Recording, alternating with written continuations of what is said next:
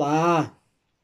Ora, cá estou eu mais uma vez para falar da vida e da obra de um autor galardoado com o Prémio Nobel de Literatura.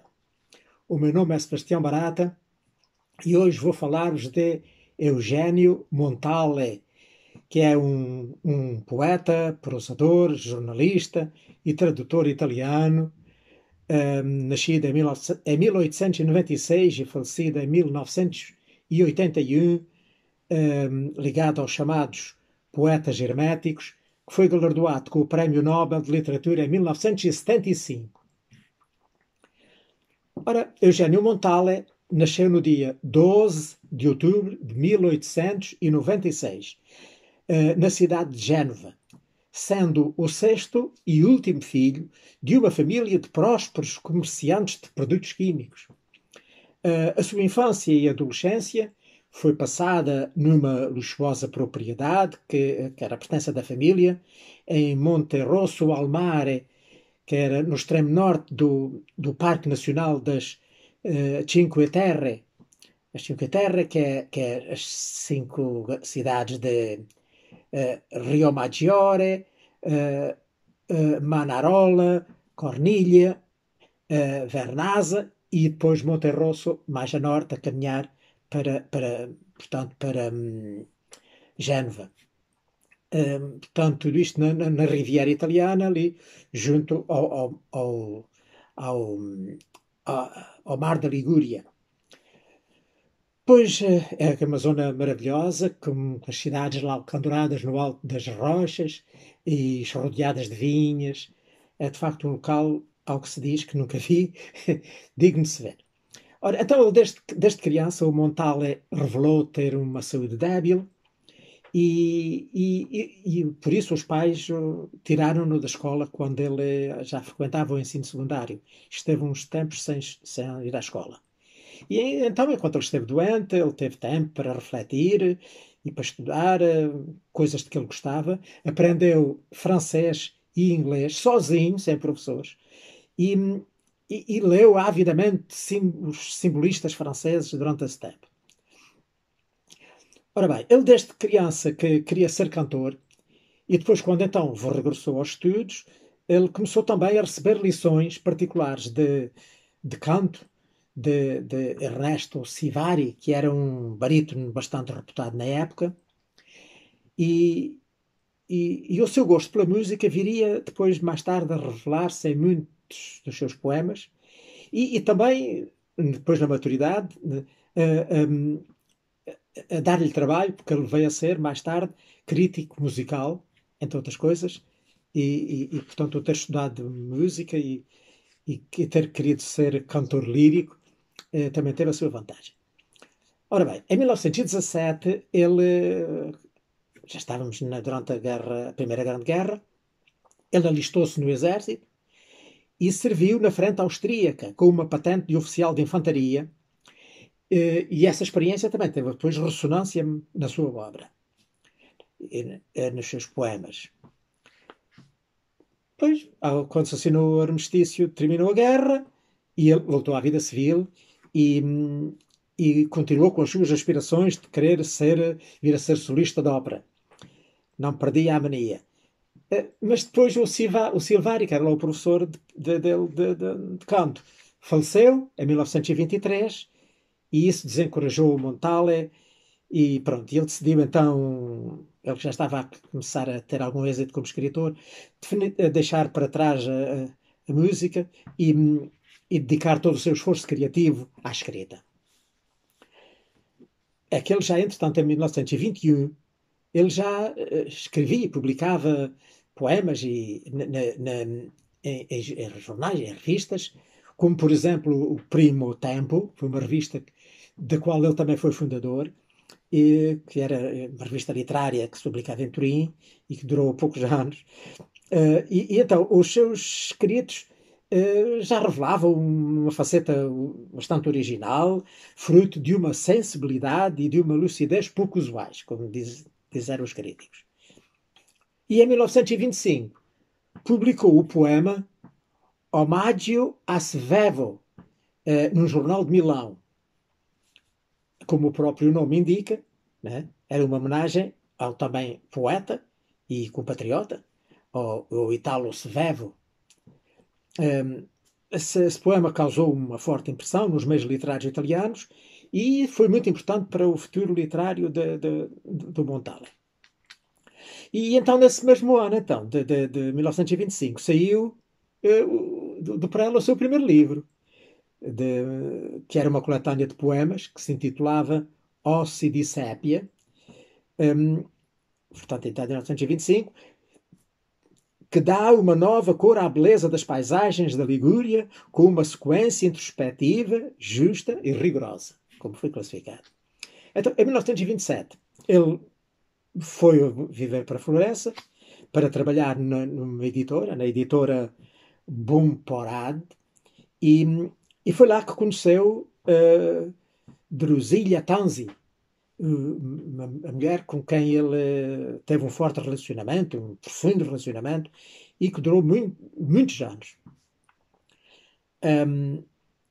E no ano seguinte, 1928, ele foi nomeado diretor do prestigiado Gabinete Viesseux, uma das mais interessantes bibliotecas e arquivos da sua época, vocacionado para a investigação, que atrai intelectuais não só da Itália como do estrangeiro, e trabalhou lá durante 10 anos. E foi um período em que ele, portanto, se dedicou, sobretudo, à divulgação e ao estudo da obra do Svevo, tal poeta de que já falei atrás. E, entretanto, ele começou a ser muito conhecido e a contactar com poetas de outros países, e o T.S. Eliot, um poeta inglês que também veio a ser galardoado com o Prémio Nobel, traduziu poemas dele para o inglês. Foi tradutor dele para inglês. Bem, entretanto, em 1938, estava o fascismo implantado, já muito implantado na Itália. Ele foi sempre um adversário do fascismo e pertenceu a grupos antifascistas. E então, por ele discordar do regime e ter recusado associar-se do Partido Fascista, foi demitido do seu cargo e ficou sem emprego. Ficou sem emprego e então viu-se obrigado a arranjar outra maneira de se sustentar. E começou a fazer traduções. E traduziu, durante todo o tempo da Segunda Guerra Mundial, muitos livros de muitos autores, sobretudo em inglês, para o italiano, que traduziu autores como o Shakespeare, o Cervantes, depois o Christopher Marlowe, o T.S. Eliot, o Herman Melville, o Mark Twain, o William Faulkner, entre outros. Isto só para citar os mais conhecidos. Entretanto, como sabem, portanto, eu já disse, ele tinha lá o seu palacete e hospedou, durante o tempo da guerra, vários escritores perseguidos, um bocado como ele, como, por exemplo, o Umberto Saba e o Carlo Levi, hospedou-os e escondeu-os na sua casa. Exatamente no ano em que começou a guerra, em 1939, saiu o seu segundo livro, a sua segunda coletânea de poemas, que se chamou Le Occasioni, as ocasiões, de 1939, em que o poeta se mostrava, portanto, mais íntimo, mais preocupado com as suas próprias emoções, na resposta aos acontecimentos políticos do seu tempo. E em 1943, ainda em plena guerra, publicou um livro que se chamou Finisterre, que era um volume de poesias, mas que teve uma tiragem discreta, mas que de qualquer maneira me marcou bastante naquele tempo de horror e de destruição. Portanto, ele contava nesse livro as suas experiências do tempo da guerra e nos seus poemas, e marcou de facto bastante na altura. A guerra terminou e acabou o fascismo na Itália, e ele foi contratado como crítico de música e depois mais tarde de literatura também, no jornal, no famoso jornal Corriere della Sera, de Milão, e viajou pela Europa, pelos Estados Unidos, penso que ao serviço do jornal. Entretanto, a sua obra continuava a aparecer. Ele, no livro, publicou depois em 1946, que se chamou Intenzione Intervista Imaginária. Ele procurava fazer um balanço da sua carreira, onde ele revelava parte da sua personalidade e que ele relacionou com toda a sua obra anterior. Em 1949, ele veio a conhecer em Turim uma jovem poetisa que se chamava Maria Luísa Spaziani, à qual ele reconheceu grandes qualidades e que encorajou a publicar as suas obras. E desenvolveu-se entre os dois, de facto, uma amizade muito grande, uma intensa amizade. E a Spaziani foi assim como uma espécie de musa para ele durante algum tempo. E escreveu também, em homenagem a ela, uma série de poemas intitulada Madrigali Privati, que vieram a ser incluídos num livro, La Bufera e Altro, que saiu em 1956. Esse livro era uma compilação dos poemas que já tinham saído no outro livro do Finisterre, aquele que publicou no tempo da guerra e que teve pouca tiragem, mas também acrescentado com outros, como estes, por exemplo, que já falei, e um deles é de facto importante, porque é um poema que usa como acróstico o nome da Maria Luísa Spaziani. E é importante porquê? Porque foi a única vez que o Montale utilizou este recurso estilístico do acróstico. E, portanto, isto mostra realmente a maneira como ele estava deslumbrado pela moça. Já agora faço aqui um parênteses para quem não sabe o que é um acróstico. Um acróstico é, portanto, um poema em que a primeira letra de cada verso é, se lermos depois os versos todos por aí abaixo, dá um nome, uma frase. Neste caso, dava o nome dela, não era? Era Maria Luísa Spaziani. Portanto, a primeira letra de cada verso. Portanto, isto é um acróstico. Ora, continuando.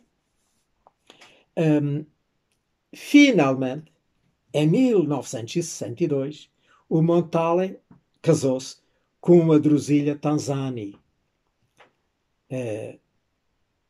E ela, no ano a seguir, faleceu.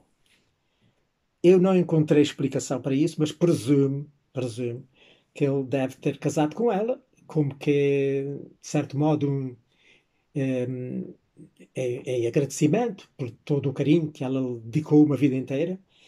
E quando ela estava já, se calhar, muito mal, não é? Então, casou com ela. Pronto. Entretanto, ela morreu, ele continuou a escrever, e em 1966 publicou outro livro, Auto da Fé, obra que aborda problemáticas dos tempos correntes, e também diversas outras obras importantes, como, por exemplo, o Satura, de 1971, o Diário del 71 e del 72, editado em 1973, e o Quaderno di 4 anni, de 1977. Portanto, o Quaderno di 4 anni foi provavelmente um dos seus últimos livros editados em vida.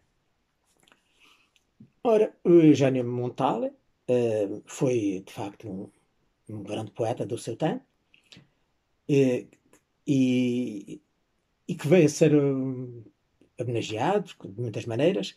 Foi, por exemplo, nomeado membro vitalício do Senado italiano em 1966 pelo presidente de então, o Giuseppe Saragat. Se calhar a maior parte vocês já não são desse tempo, já não se lembram dele. Portanto, ele foi também premiado com o doutoramento honoris causa pela Universidade de Milão. E recebeu diversos prémios, como por exemplo o famoso, o importante Feltrinelli, e ganhou também o Prémio Nobel.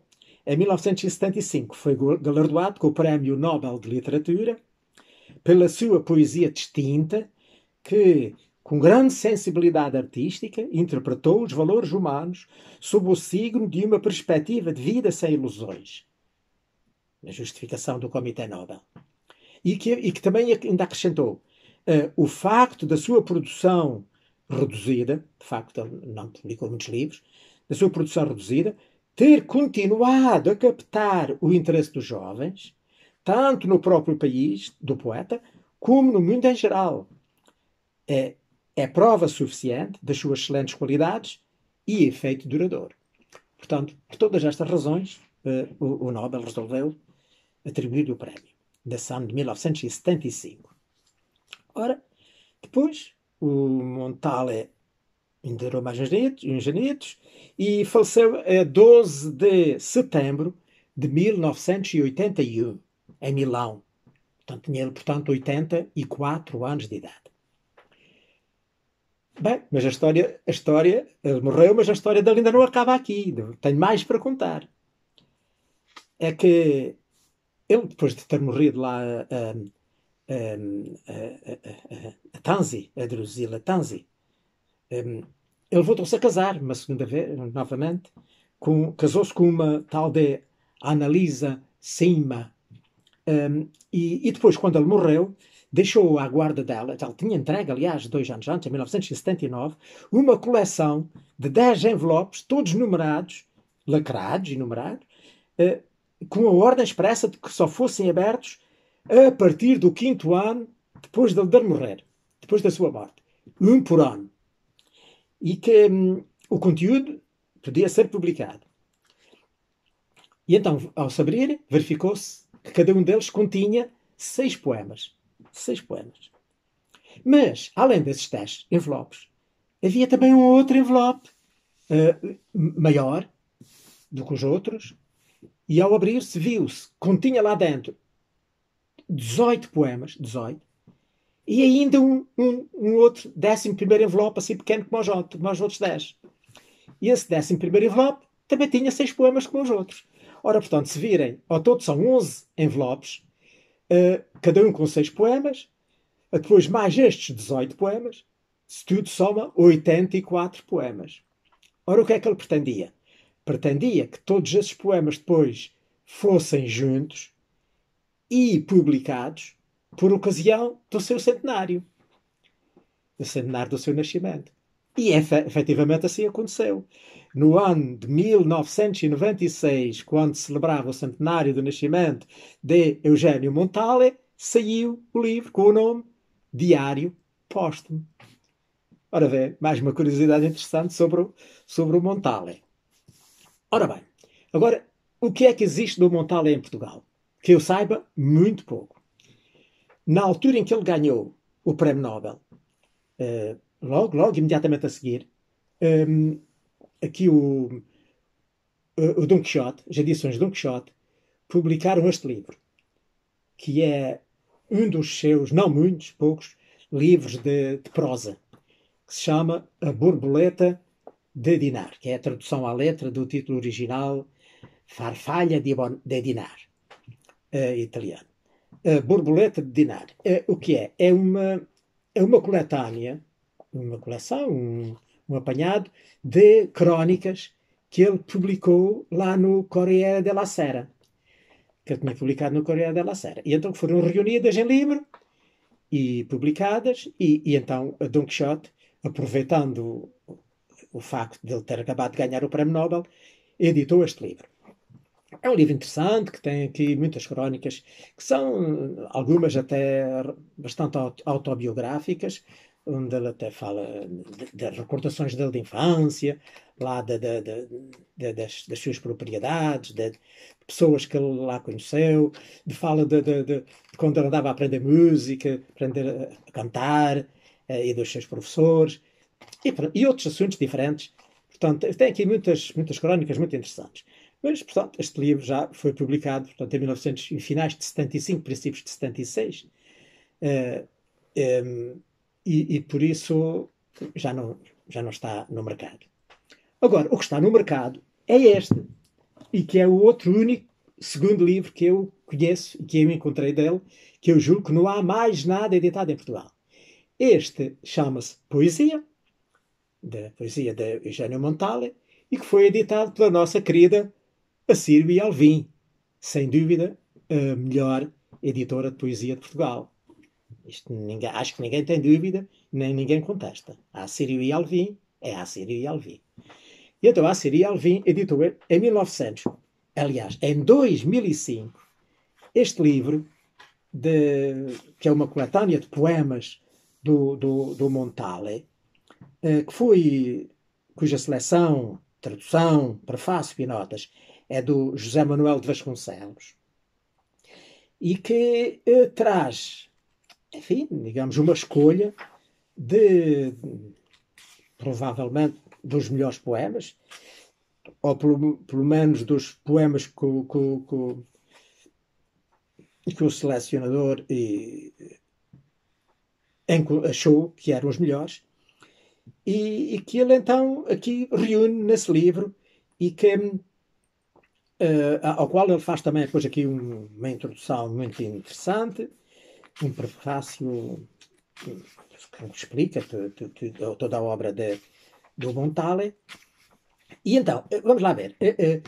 Se formos a ver aqui o índice, pelo índice nós podemos ver de onde foram tirados estes poemas. Estes poemas, isto para já, é uma edição bilingue, não é?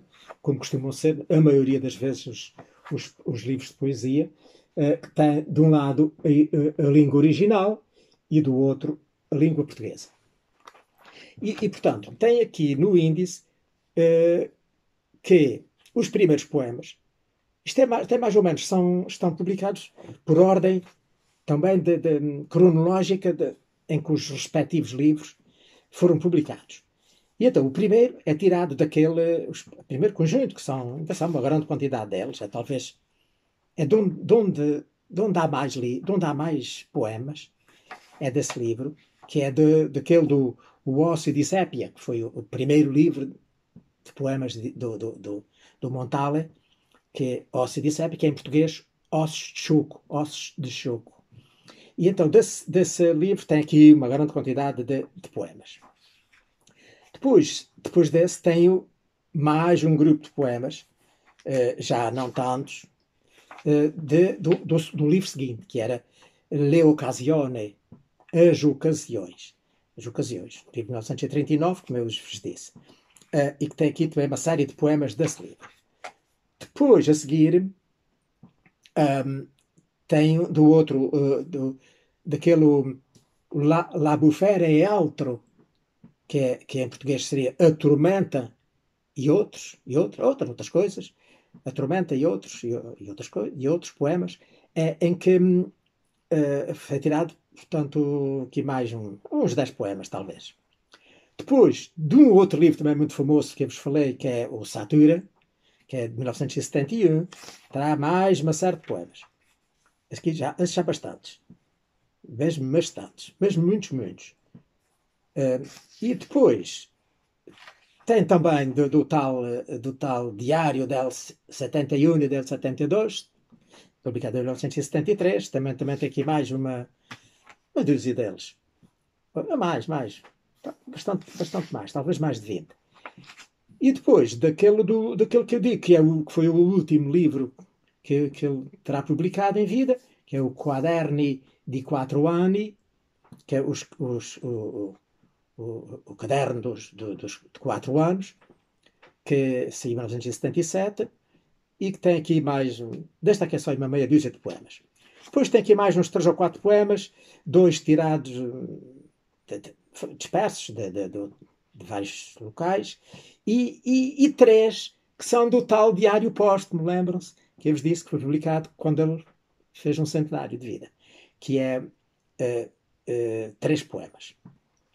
Ora bem, Eu não sei se já vamos muito adiantados. Penso que não, que isto hoje eu procurei não me dispersar muito, para ver se não demoramos muito tempo. E sendo assim, ainda vou ler-vos aqui um poema que aqui o José Manuel de Vasconcelos que recolheu e que considera talvez um dos muito interessantes, dos mais interessantes, e que eu também acho que é de facto um dos mais interessantes. Temos aqui em italiano, do lado esquerdo, e temos em português, do lado direito. Eu vou ler-vos, claro, a versão portuguesa. Vamos lá ver se como é que eu me vou safar. É assim.